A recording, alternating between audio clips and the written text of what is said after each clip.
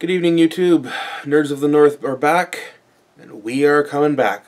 Sorry it's taken us a little bit of time to get some videos up and running on the site. You've seen a couple of our recent live radio broadcasts. We did take a couple of weeks off from doing anything over the Christmas break. Primarily that was due to illness. Both Bodobo and I were quite sick, and we weren't able to do the radio show. Also, with me being sick, I wasn't able to put these individual videos out for you. We didn't even get to any other movies. The last movie we've gone to go and see was The Hobbit, Desolation of Smaug. But that will change. We've got a lot of movies lined up that we're going to go and see. A lot of them are coming out in early spring. I think, though, the first one we're going to torment ourselves with is going to be RoboCop. You're going to see us review that one, unless we manage to get out to the theater earlier. But what have I been doing over the break? Well, it's taken me a long time to be able to get any ground speed going on being able to play Dungeons & Dragons again. I've been off and on with different groups over the past 6 or 7 years. Life's just managed to catch up with a lot of my friends. We're too busy to be able to have the time to sit down and play. And that's really unfortunate. I did love playing with my old friends. And we still will. We will play together whenever we get the chance, but that's very few and far between now. However, I did get the option over the Christmas break, actually just before we went on the Christmas break. Some of the fellow employees up at my job heard mention that, I know about Dungeons & Dragons, and I've played a lot of it. So one of them came up to me and asked, how would I best go about getting in to playing Dungeons & Dragons? And I told him, I have a campaign that's ready to go, and I can storytell it for you, or dungeon master it for you. So I can run it for you. All I need is we need a couple more players. Preferably, I'd like to have a table of 4, and we need a place to play. And no word of a lie, 20 minutes later, I look through the dish window out into the dining hall, and there's 3 people standing there looking at me going, "So, we hear you can run Dungeons & Dragons?" Wow, I've been waiting for years, for almost a year, to try and get this one particular game up and running. And now I've got a group of people who are ready and willing to play it. So that's great. We've been playing it. Well, we haven't been playing the campaign that I've been working on because I've made some serious changes to it, and I don't quite feel it's ready to start having players run through it yet. I don't want to disappoint anybody yet. So I thought, just to be easier on everyone, I'm going to run a pre-built module, or also known as Adventure Paths, because I'm using now the Pathfinder system. By the way, Pathfinder system, I love it. It is the best system I've been able to play for D20 role-playing. And I'm partial to D20 role-playing. It's what I know the most. To me, it makes sense. Yes, it's confusing with a lot of dice, but it puts a lot more emphasis on the storyteller, controlling when the rolls get made. If you don't, you might not have to make a roll this time, but make one this time just in case type thing. So I love Pathfinder. I've been enjoying the crap out of it since we started playing, and I've only been storytelling. I really would love to be a player for this, but I don't mind being the storyteller. I don't mind being the guy in control of the game and working my players through it. Now, what we've been playing, particularly, is this magnificent little beastie. This is the legendary campaign, according to the back of the book. This is the Rise of the Runelords. When Pathfinder first launched their adventure paths, this was the first of the adventure paths that they released, and it came out in 6 individual parts. Now, when it came out 5 years ago, and over that time, it had a couple of balancing issues. A lot of fan reaction came back saying, "Oh no, we got to fix a couple of things here because it's not working as well as it really should or it really could work." So this is the anniversary edition. All 6 modules are put inside this hardcover, and from what I've been reading of it, from what we've been playing of it, this is fantastic. Now, we haven't quite finished Chapter 1 yet. My group is actually just ready to take on Thistletop Fortress, with the goblin, where the goblin Rip Nugget commands his goblins, and beneath that in the dungeon lies Nualia, one of the main baddies, or main characters of interest, we should say, for this first chapter. And it's actually the last major encounters of the chapter. We're about ready to start into what would be the second module. Who do we have playing this game? I'm not going to tell you the individual people who are playing.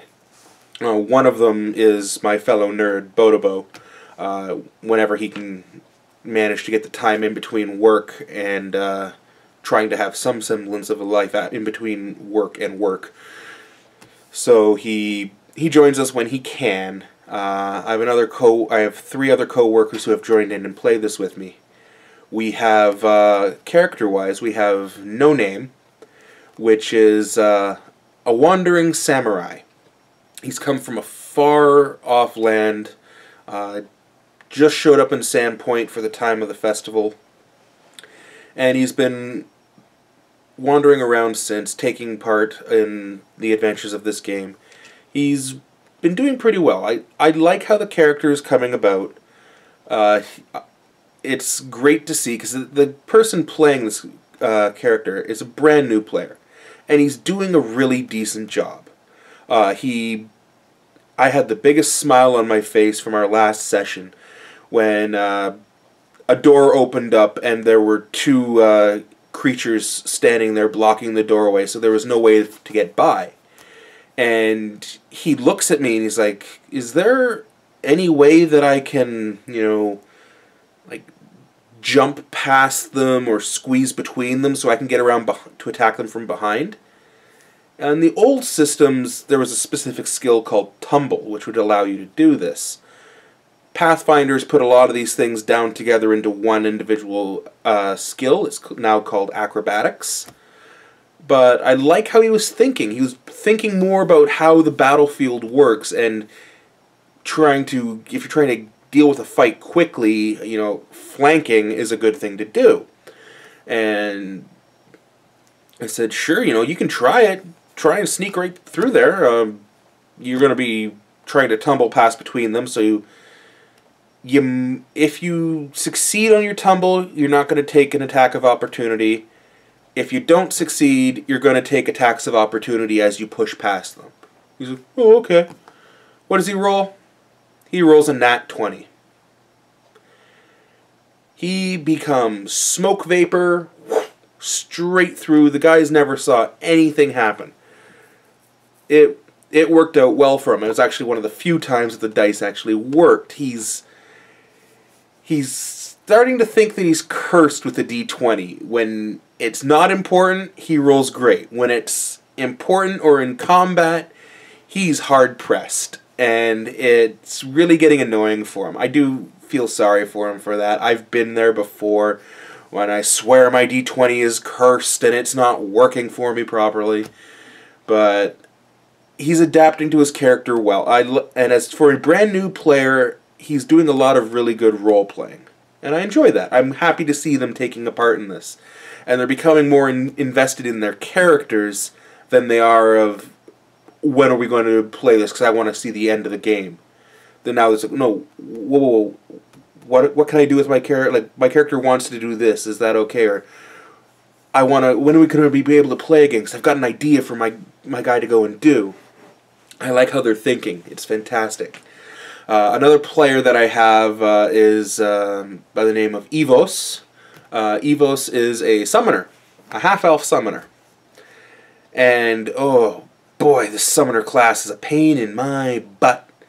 I've I've dealt with magic users periodically before. A lot of my friends don't like playing magic users. It's normally my role. And the summoners Eidolon or Eledion, I could care less how I say it. If I'm not pronouncing it properly, oh well. But this, the creature that the summoner uses constantly he's a pain. He's just a pain to deal with because the player is using him smart. He's using them as a flanking tank. He's going to run up and working with No Name to flank the enemies. And while the summoner, stands back and does a little bit of crowd control. That's nice to see. I like to see that he's working this way, that they're working together and taking care of combat in this manner. Third character that we have in the game is Grendel. Grendel is not his real name. He's a drow that has escaped to the surface. He's actually from quite a noble house. So he's changed his name to mask his identity. He threw away his magical pendant so that he can't be tracked. But there are trackers out looking for him, and occasionally they might come across them. But this is all flavor text that I'm throwing in there to make the game more immersive for the individual characters. He's only managed to come out for one session right now. Did a good job. Unfortunately, he happened to have had the classic, oh, I botched again, and just a bad luck roll on the dice, but he didn't die. He knocked himself out, but he didn't die. What he is he's playing a specialist wizard. He's a evoker. So he does a lot of dishing out the damage, and he's also quite potently trained as an alchemist. So his character, he decided, in his hiding, he's fallen in love with a surface elf, and the two of them run a shop in Sandpoint. It's the main location that you start the game in, start Rise of the Runelords in. And they run an alchemist shop there in Sandpoint. So it's a good way that if he's not able to join the party to adventure, I just say, oh, you know, the wife's got him bent over cleaning up the store shelves because he's not been taking proper care of the store. Or he's out gathering new regents to be able to make new potions. So he's still existing in the world. He's not just, you know, I'm frozen in one spot because my player didn't show up to play me, and I'm going to sit here at the bar, you know, for months until my player comes back to claim me. He is wandering around the town doing stuff, so that's nice to see. Our fourth character is we have a halfling druid. And this druid is kind of a little quirky. Aside from her his animal companion is a tiger. Medium-sized creature, so small with a medium. Oh, surprise what you can do? This druid has trained his tiger to be a mount. That's been fun to try and handle every now and then. You know, oh, you guys are preparing to enter into the dungeon. Oh, of course. Okay, you're entering the dungeon riding your mount. Right, okay. Why? Because you're a small character on a medium creature. Yeah, it works, I know. It's really fun to see because he's treating the character differently from how I've seen druids played, and I'm enjoying this. Druids are one of my personal favorite classes, and I admit this is kind of a character style that I'd always wanted to play, but I just never got around to having a game where I could get this druid to work. My personal preference, I don't like playing small characters. I don't like being hindered on the speed that much. Funny that I have no problem playing a dwarf, sorry. Now, with this game, I've specifically set it up so that if we have anybody who wants to quickly jump in and try out a session and play with us for a bit, or not sure if they want to stick around the entire time, or if we just have a character show up like, oh yeah, this buddy wants to play with us today. Rather than taking the time of going through the books and creating a character from scratch, I've built 6 or 7 standalone characters that I'm keeping level balanced with the party so they can be pick up, drop in, drop out characters. I have a cleric. Actually, let me take a look at my list here. See this stack here? These are the characters for the game. So let's take a look at what we have here. We have a druid. This druid is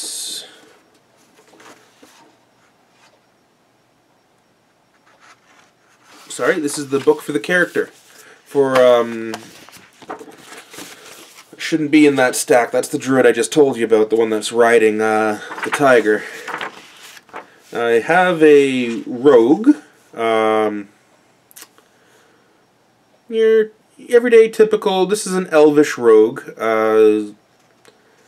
Not exactly every day the same. She's got a couple of little quirks to him.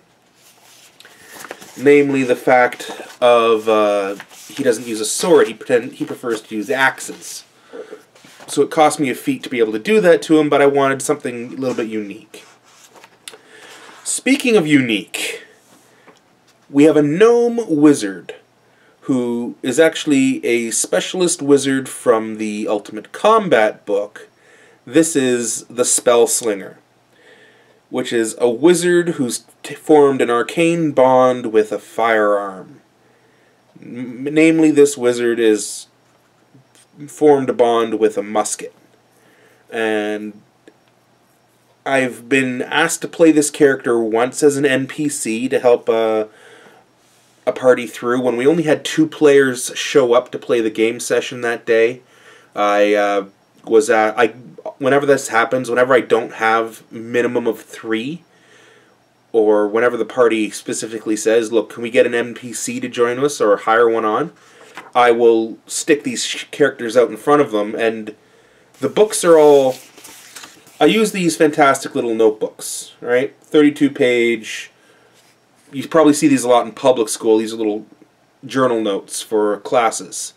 But they're cheap, and they're full of nice scrap paper that you always end up using in games anyways to make notes. Perfect for making spell lists, by the way, or spell books. So what I show up to them is, I go, okay, well, here you go. And if you can see it, they all have names and what their class is. So that's what they see. They don't see the character sheet. What they see is I introduce them as, my rogue is Aramel Silverwind. My wizard here is Fritz Sparkleflame.